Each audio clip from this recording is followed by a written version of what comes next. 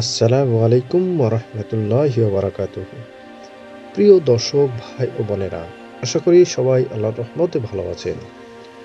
কখনো কি এমন হচ্ছে গভীর রাত, চারপাশে নিস্তব্ধ, হঠাৎ করে আকাশের দিকে মুখ তুলে একটি কুকুর করুণ সুরে কাঁদতে শুরু করলো, হাউ হাউ করে।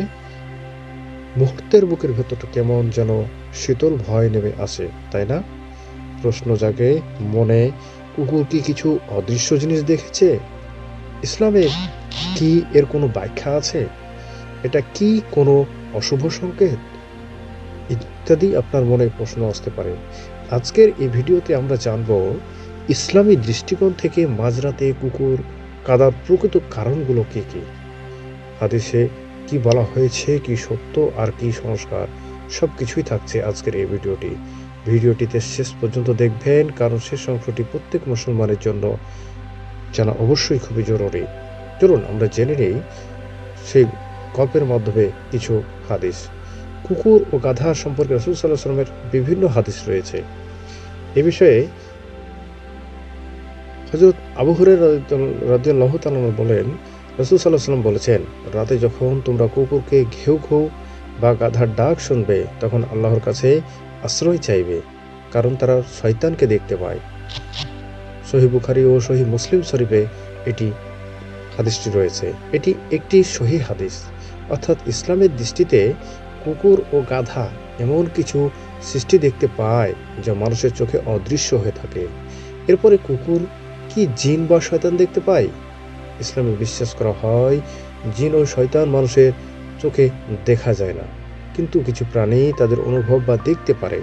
রাসূল সাল্লাল্লাহু আলাইহি ওয়াসাল্লাম স্পষ্ট করে বলেছেন, কুকুর যখন রাতে কাঁদে বা ঘেউ ঘেউ করে, তখন সে শয়তানের উপস্থিত অনুভব করতে পারে। তবে এখানে একটি গুরুত্বপূর্ণ বিষয় মনে রাখতে হবে, ইসলাম কখনোই বলে না যে প্রতিবার কুকুর কাঁদলে জিন উপস্থিত থাকে, কিন্তু কিছু কিছু ক্ষেত্রে, বিশেষ করে গভীর রাতে, এটি হতে পারে। সবচেয়ে গুরুত্বপূর্ণ প্রশ্ন হচ্ছে, কুকুর কাঁদলে আমাদের করণীয় কি করতে হবে? রাসূল সাল্লাল্লাহু আলাইহি ওয়াসাল্লাম বলেছেন, আমাদের সুন্দর নির্দেশনাও দিয়েছেন। সঙ্গে সঙ্গে বলেন, আউযু বিল্লাহি মিনাশ শাইতানির রাজিম, এই দোয়াটি অবশ্যই পড়বেন। এরপরে আয়াতুল কুরসি পড়বেন, সূরা ফালাক ও সূরা নাস পড়বেন। আল্লাহর জিকির মনে মনে পড়তে থাকবেন। ভয় পাওয়া যাবে না, কুসংস্কারে বিশ্বাসও করা যাবে না, কারণ একজন মুমিন জানে আল্লাহই সর্বশক্তিমান। সুবহানাল্লাহ।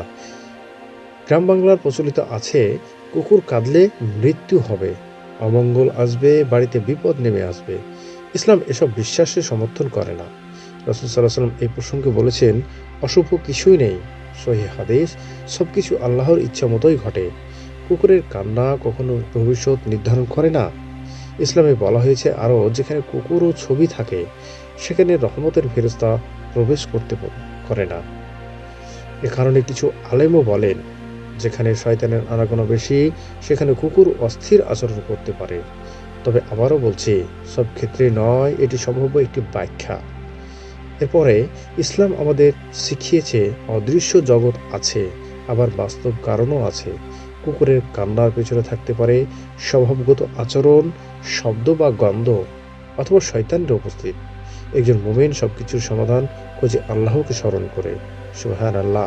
প্রিয় দর্শকবৃন্দ, পরবর্তীবার যদি গভীর রাতে কুকুরের করুণ ডাক শুনতে পান, তবে ভয় পাবেন না, আতঙ্কিতও হবেন না, বরং আল্লাহ স্মরণ করবেন, দোয়া করবেন এবং নিজেকে ও পরিবারের আল্লাহর হেফাজতে নেবেন, কারণ আল্লাহই সর্বরক্ষাকারী।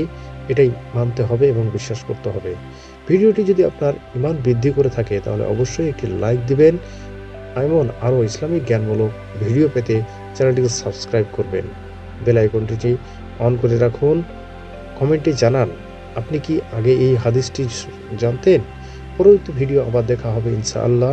ততক্ষণ পর্যন্ত সবাই ভালো থাকবেন। আসসালামু আলাইকুম ওয়া রাহমাতুল্লাহি ওয়া বারাকাতুহু।